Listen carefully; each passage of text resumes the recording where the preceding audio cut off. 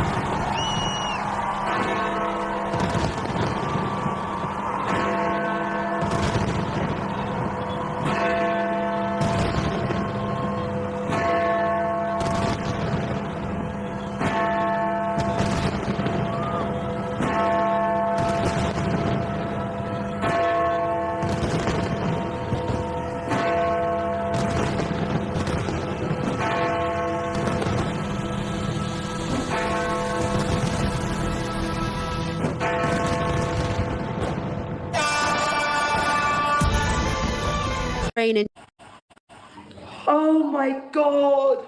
After a month of rain in just 2 days, coming home for some looked like this.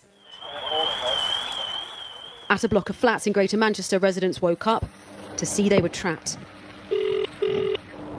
Hiya, can you hear me? Yeah, so the first thing we noticed overall was a power cut before we saw the water.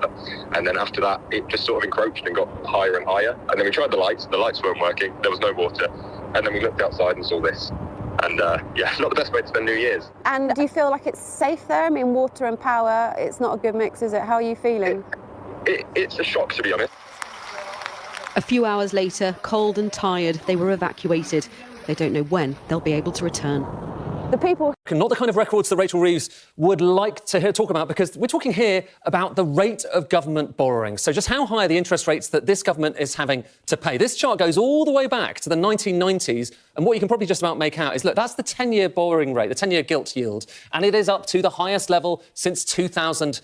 And actually, if you look at even longer-term borrowing rates, so if the government wants to borrow for 30 years, look at the yield on that. That's even higher. And actually, it's at the highest rate since 1998. So we're going back even further through history there. And when this gets higher, often it's a sign that investors out there in the market are worried about how much you're borrowing. Sometimes it means they're expecting more growth. But in this case, given growth forecasts have actually been cut, it looks like they are concerned about extra borrowing in the UK. And given the level is actually higher now than it was after the mini-budget, so in 2022, a lot of people are asking that question, you know, are we in a worse place than we were in 2022? Well, we can actually be in a worse place than we were in 2022. Well, we can actually test that, OK, because there's a couple of things you can look at. You can look at whether this is happening alongside a fall in the pound. If that were happening, it would mean it's kind of a sign that people are pulling money out of the economy.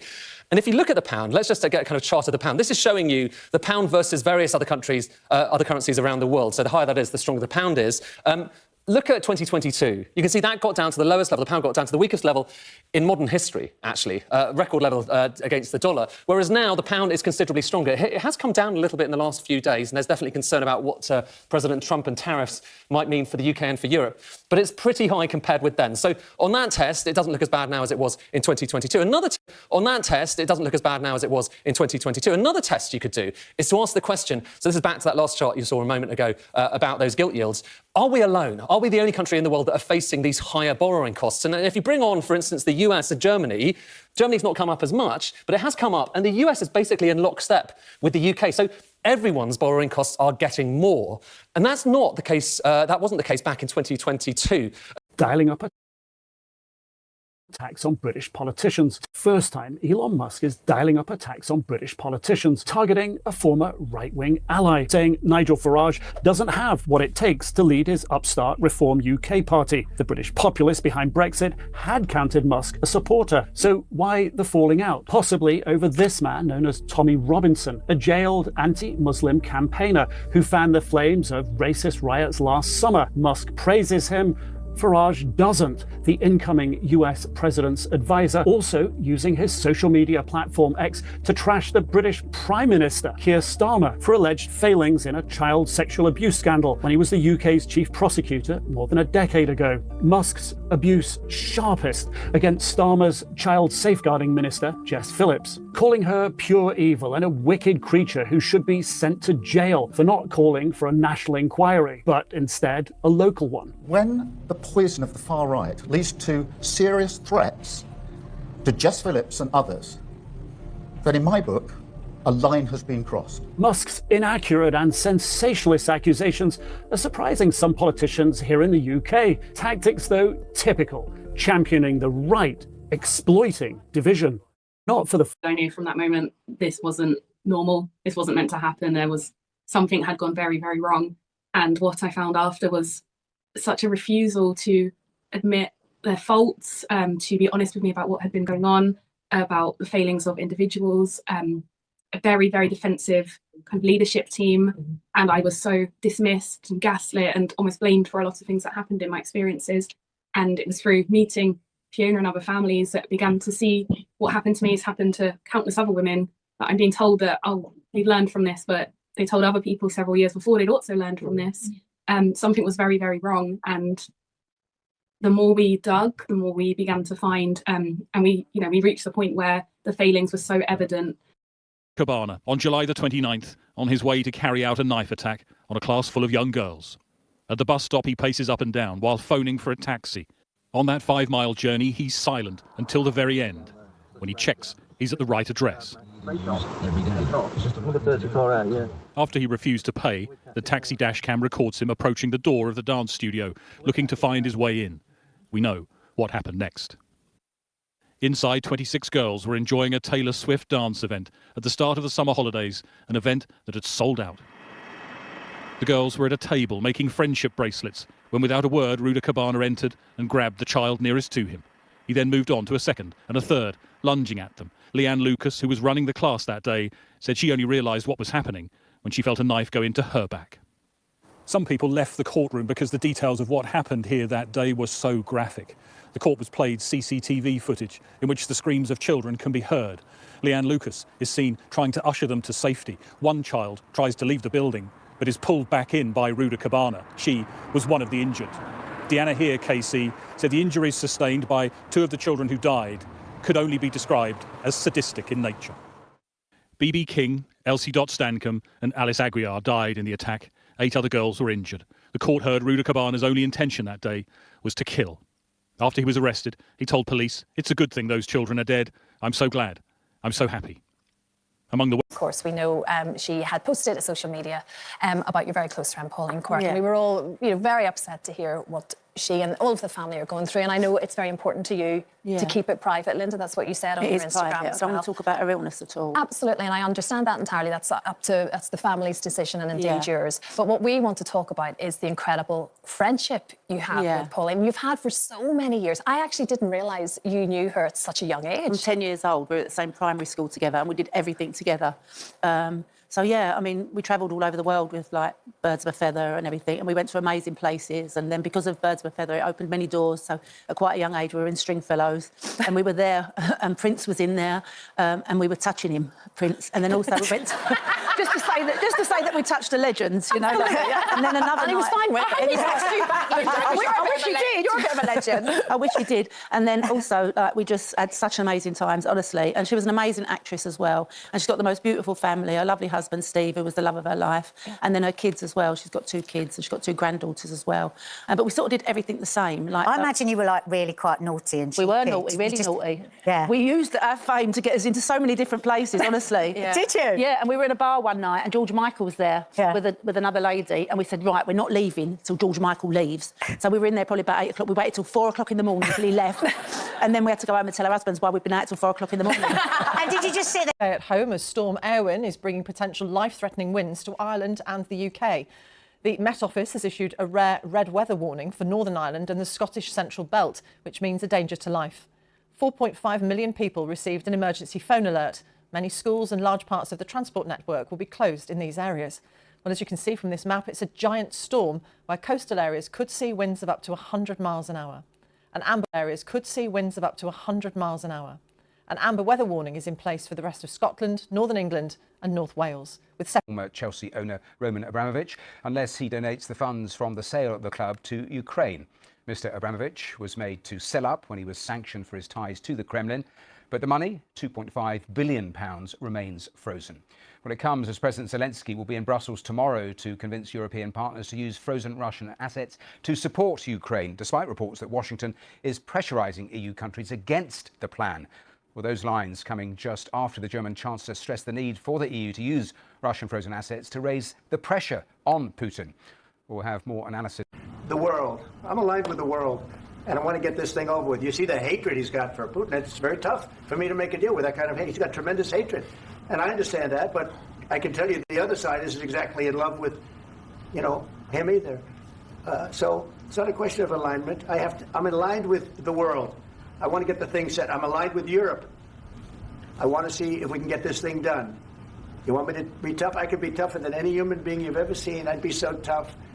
But you're never going to get a deal that way. So that's the way it goes. All right, one more question. Hey, I will respond to this. So look, for 4 years in the United States of America, we had a president who stood up at press conferences and talked tough about Vladimir Putin, and then Putin invaded Ukraine and destroyed a significant chunk of the country. The path to peace and the path to prosperity is maybe engaging in diplomacy. We tried the pathway of Joe Biden of thumping our chest and pretending that the president of the United States' words mattered more than the president of the United States' actions. What makes America a good country is America engaging in diplomacy. That's what President Trump is doing. Can I ask you?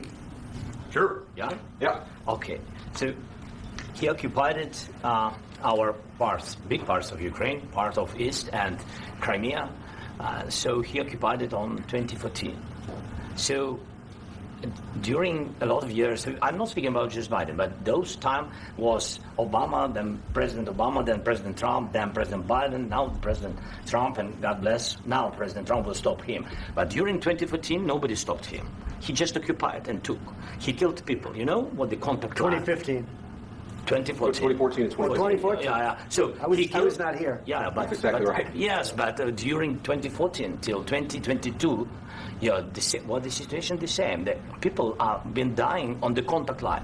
Nobody stopped him. You know that we had conversations with him, a lot of conversations, my bilateral conversation, and we signed with him. Me, like a new president in 2019, I signed with him the deal. I signed with him, Macron and Merkel. We signed ceasefire. All of them told me that he will never go. We signed him with gas contract. Yes, but after that, he broke this ceasefire. He killed our people, and he didn't exchange prisoners. We signed the exchange of prisoners, but he didn't do it. What kind of diplomacy, JD, you are speaking about? What do you mean?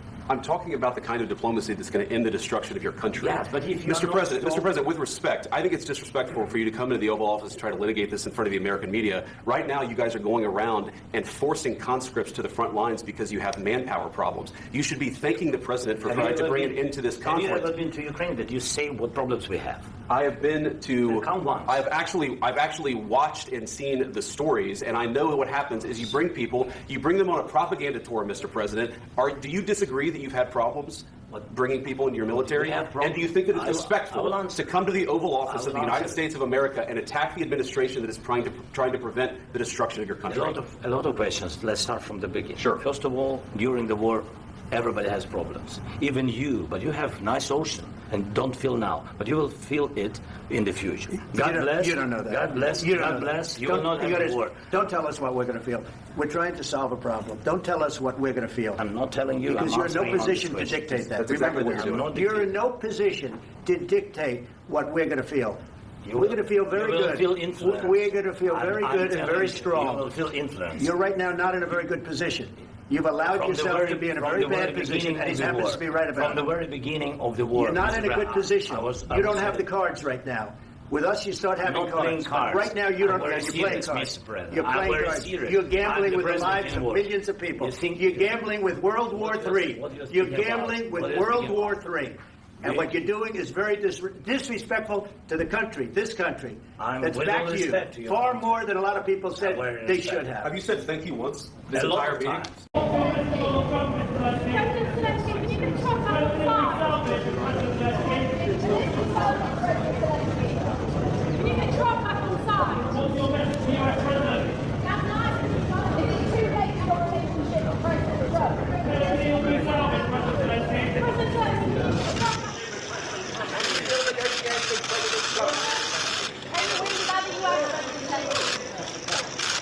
What's your message to Donald Trump, President Zelensky?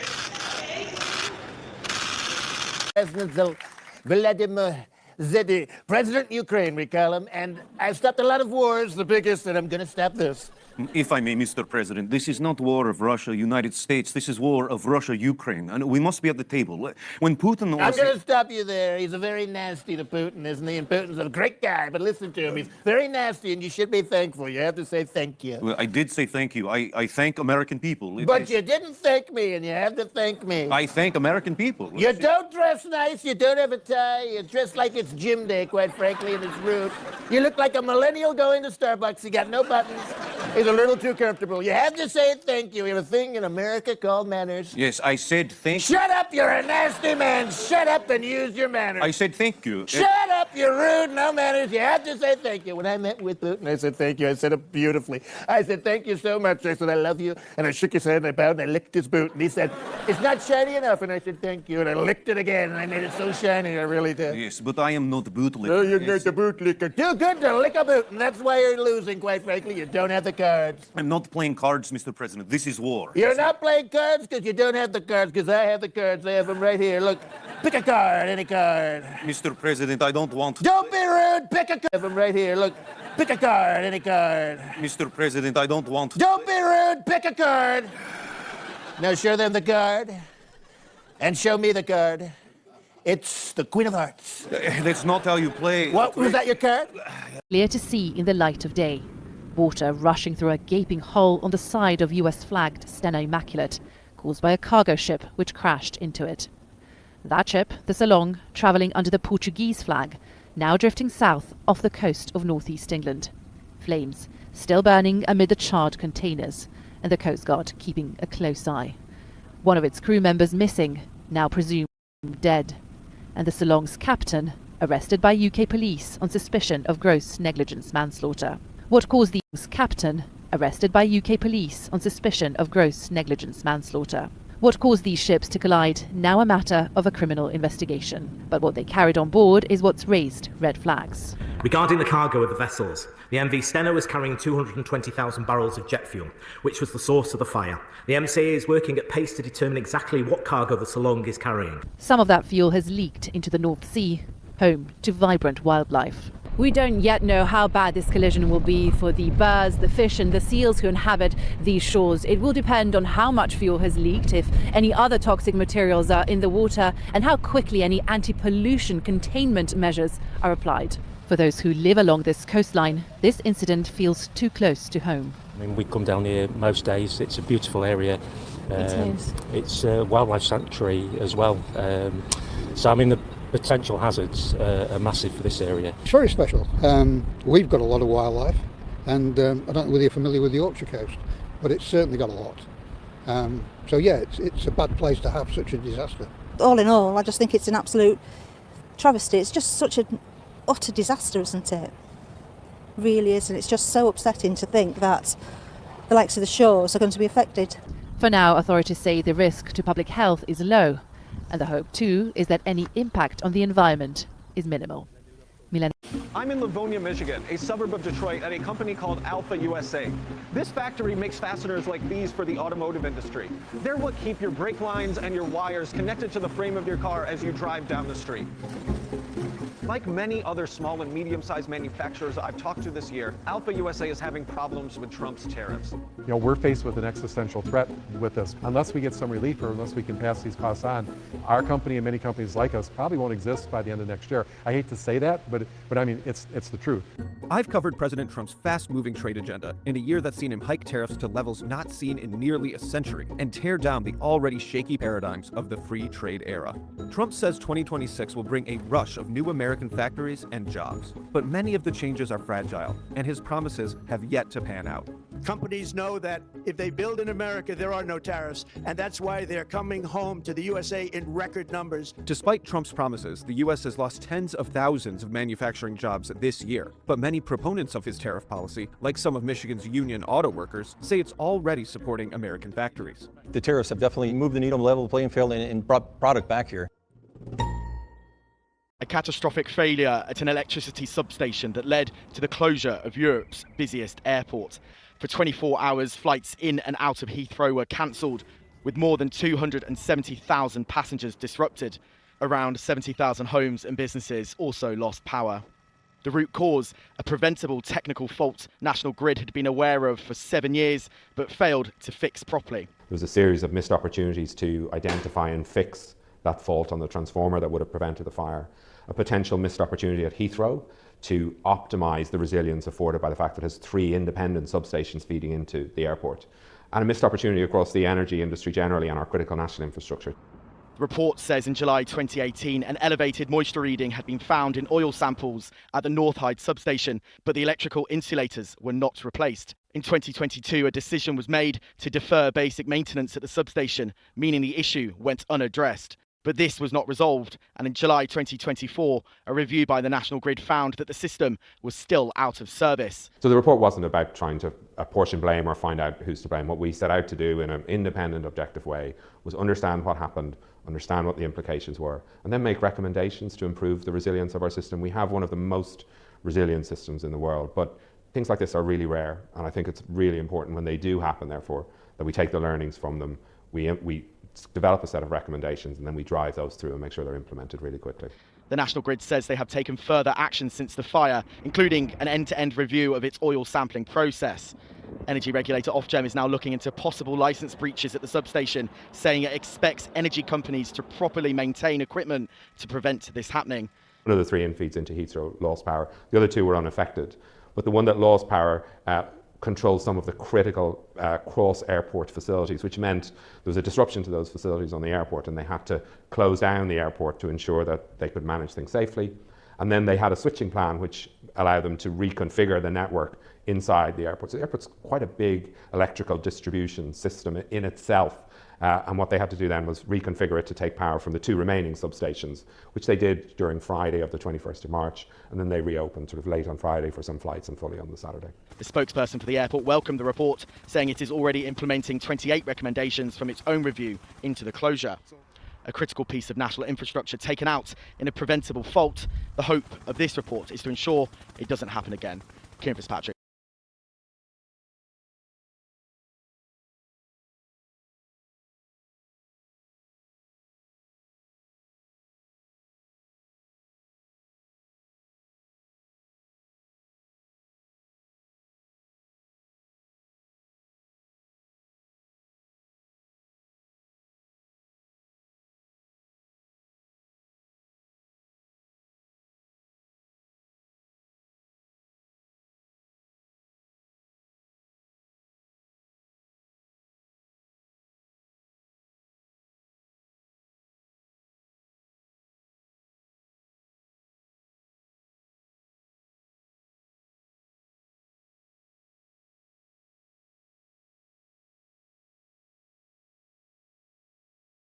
Absolutely disgusting.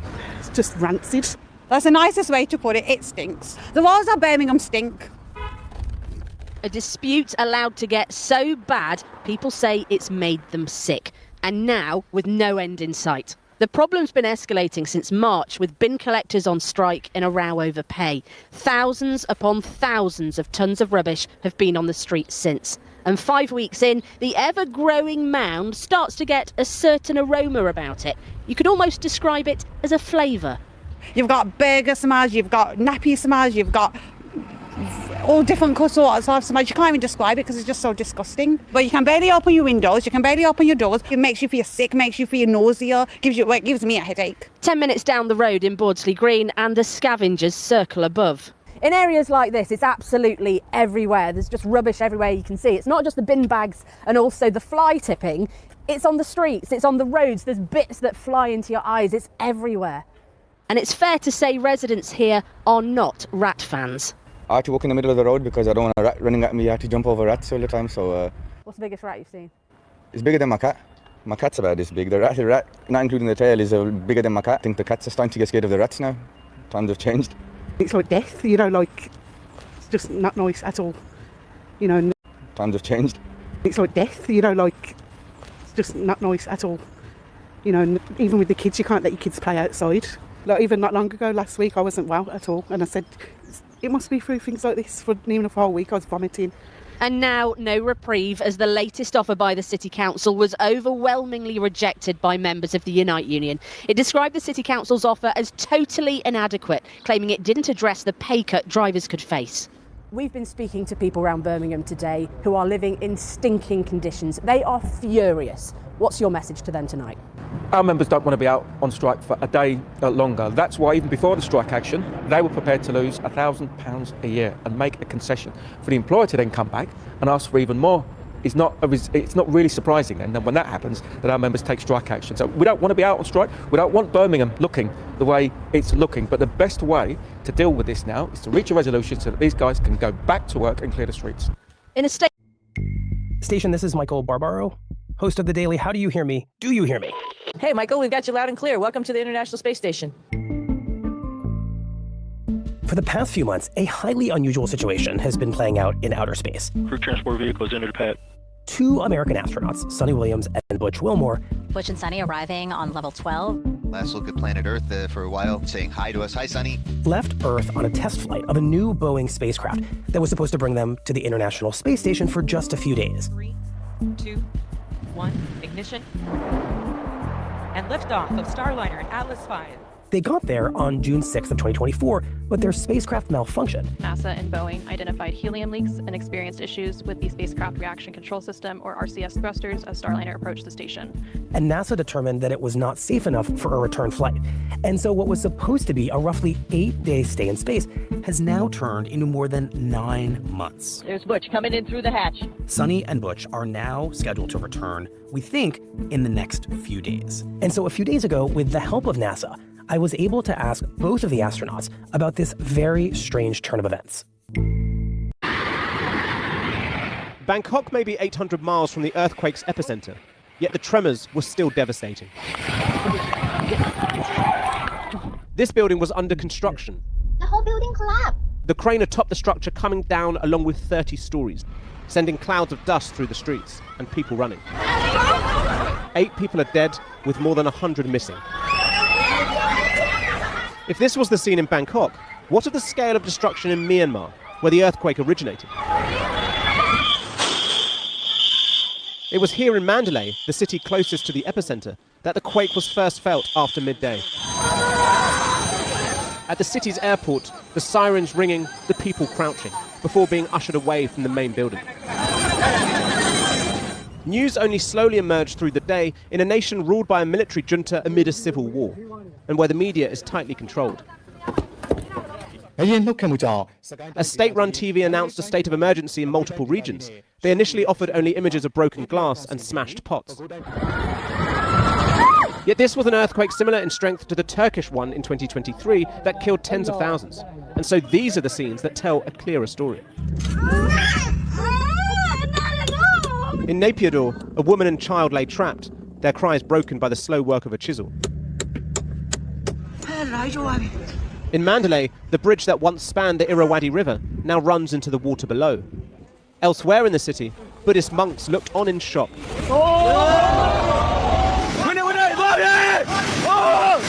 as a multi-story building shrunk from view. With military TV now showing the scenes in the junta's capital, Naypyidaw, authorities made the rare request for international help. Previously, such as during a cyclone 2 years ago, they were criticised for restricting aid to regions affected. But with more than 100 reported dead and over 700 injured, the junta's call for assistance perhaps points to a realisation about just how high the death toll could climb. The US Geological Survey said there could be thousands of fatalities, as this was a shallow quake along a vast rupture line. Its force felt far and wide,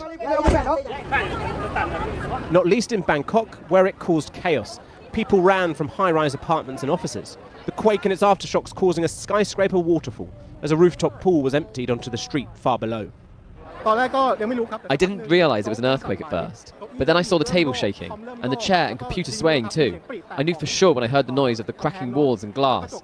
Part of the ceiling even collapsed. That's when I had to run.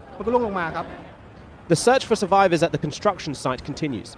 The Thai Prime Minister visited the area this evening, as she emphasised that the only structures destroyed were those being built, not those completed. Not so in Myanmar, where the buildings are of far poorer quality, and where the full scale of this tragedy is still not yet known. A natural disaster that could not have come at a worse time for this war-torn nation. Kieran Woodley reporting. Well, earlier died. That's come from the Vatican. We just have that breaking news. Pope Francis has died. That's coming to us from the Vatican via the AFP news agency. We don't have any more details than that. This just reaching us here at BBC News in the last few minutes. Fox, we do have some breaking news that just came into our newsroom that we have to bring to you. It's official there. British rock star Ozzy Osbourne has died at the age of 76. I want to put up this post that we have from the New York Post that they made on their X account saying Black Sabbath legend Ozzy Osbourne, the Prince of Darkness, dead at the age of 76. So these reports just started coming into our newsroom. I want to put up some video here as well for you, but we do ultimately know that the British rock star has died and he was, quote, surrounded by love. This is all according to his family. The cause of death at this time is unclear, but the Osbourne family did release a statement to the British media saying that it is with more sadness than mere words can convey that we have to report that our beloved Ozzy Osbourne has passed away this morning. Ozzy's family continues to say that he was with his family and surrounded by love. We ask everyone to respect our family privacy at this time. Newsroom, the legendary fashion designer Giorgio Armani has died at the age of 91. Armani built a fashion empire for 5 decades. Folks, to understand what kind of an icon Armani is, just go back and look at some of the films that he designed costumes for. The relaxed suit design, which became iconic in the 1980 film American Gigolo starring Richard Gere. Go back and watch that film. Every man in America went from wearing heavily padded suits to soft flowing suits that were deconstructed. Later on, who didn't love Miami Vice? Jeremy, Miami Vice. Every guy in America was wearing those white suits, baggy pants, the pastel shirts. That was Giorgio Armani. In a statement, the company says that he worked until his final days and he built the brand with emotion and patience. We're going to have a lot more on the death of this huge historic icon. Okay, Pop, I'm sorry for you. I'm sorry. He was captivating. You're very nearly perfect. It's a rotten thing to say. For more than half a century, Robert Redford mesmerized us with some of Hollywood's most unforgettable characters. Born in 1936, Charles Robert Redford, a rebellious teen after his mother's death, lost a baseball scholarship and was kicked out of college. So he tried acting. Give me your hand. Handsome and sexy, he quickly landed roles on television and stage, soon earning top billing in Barefoot in the Park, first the theatrical version, later on film. How long will you be staying with us, Mr. Prater? 6 days. And nights, we were walking down a corridor, and I noticed that all the secretaries, oh my God, there he goes. And I just thought to myself, this man is going to become a huge star. Jane Fonda was right. Throughout the 70s and 80s, Redford set the bar for leading men. But early in his career, he worried about being typecast as just a pretty face. Early on, when there was overreaction to something I had done, I got really nervous about what my life would be if I played into that. So he was, admittedly, picky. What's the matter with you? Then along came a Western with Paul Newman, Butch Cassidy and the Sundance Kid. I can't swim! I remember when I saw the film, I thought, this is a dud. Well, because there was a song in the middle of it. Raindrops keep falling on my head. That blockbuster catapulted Redford to superstardom. This one made him an icon. After teaming up with Newman a second time for what would be another fan favorite, Redford wanted to try something new. Give her the goddamn camera! Stepping behind the camera in 1980 and winning his first Oscar for Ordinary People, the first of many films he directed. Redford's legacy reaches far beyond Hollywood. Bush's policies have been a disaster. He was an outspoken environmentalist and a pioneer. As founder of the Sundance Film Festival, Redford provided a stage for independent filmmakers. A legendary career from a man who didn't believe in looking back. Don't look at your career as anything that's gained momentum over time. Just keep going forward and focus on the future. And who spent a lifetime giving us all something to remember. And that is that the actress Diane Keaton has died at the age of 79. This is being reported by People magazine. She was famous for her roles in as Annie Hall in The Godfather and Something's Gotta Give. She died in California, we're being told, and her loved ones have asked for privacy. That's according to a family spokesperson. She shot to fame in the 1970s with her role as Kay Adams in the Godfather trilogy, as well as her collaborations with Woody Allen, and she won an Oscar for Allen's influential film Annie Hall and became associated with the title character's menswear-centric wardrobe. Her many beloved films included The First Wives Club, Father of the Bride, The Family Stone and the Book Club movies. And she was nominated for Oscars for her roles in Something's Gotta Give and Marvin's Room and Reds. So that breaking news that the actress Diane Keaton has died at the age of 79, as reported by People magazine. Beloved Hollywood couple Rob and Michelle Reiner, and of course what the final minutes of their life might have been like. Death certificates obtained today from the LA County Department of Public Health state that the couple died on Sunday, December 14th, within minutes after receiving, quote, multiple sharp force injuries with a knife by another person. That person is allegedly the couple's troubled adult son, Nick. The 32-year-old is charged with 2 counts of first-degree murder. He's looking at life in prison without parole or even the death penalty if he's convicted. The tragic downfall of Nick Reiner reads like a cautionary tale for other parents dealing with children struggling with addiction. Nick's troubles were widely known. He'd been in and out of rehab at least 18 times, starting when he was just 15 years old. Add to that new reports that he'd been diagnosed with schizophrenia and had his medication changed recently. And it's clear the situation in the Reiners' Brentwood home was complex and potentially combustible. Rob and Michelle were open about their tireless efforts to help their son. The 2015 movie that Nick wrote and his father directed, called Being Charlie, peeled back the curtain on his addiction struggles. But it also shed some light on Rob and Michelle's anguish and regret in how they dealt with them. In one LA Times interview, Rob said, quote, when Nick would tell us rehab wasn't working for him, we wouldn't listen. And because the people had diplomas on their wall, we listened to them when we should have been listening to our son. That regret that made it even into that movie, Being Charlie, as Rob told comedian Paul Mercurio in a podcast interview about the film. We even reflected in the film when the father says, you know, I listen to anybody with a desk and a diploma because you're frightened. You know, you don't know what to do. Yeah, you don't know what to do. Your main responsibility as a parent is to keep your child safe. You're scared, so you latch onto experts. And what I learned is that I know my son better. My wife knows my son better than experts do, and that he is smart. And and I have to listen to him. So was it a mistake, a critical mistake, for the desperate parents to listen to the experts instead of their addicted son? And if well-resourced parents like Rob and Michelle Reiner were still struggling to find a way forward, what are other parents supposed to do? Thank you for watching. Subscribe. Jimmy Cliff has died, aged 81. With hit songs including Many Rivers to Cross, You Can Get It If You Really Want in Vietnam, Cliff also starred in and wrote the soundtrack to the landmark movie The Harder They Come.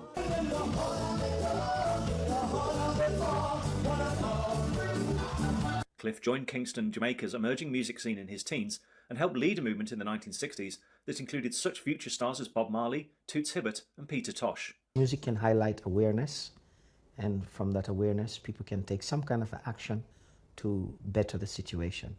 I think that's the role music has played through the ages. Cliff was nominated for 7 Grammys and won twice for Best Reggae Album, in 1986 for Cliffhanger and in 2012 for Rebirth.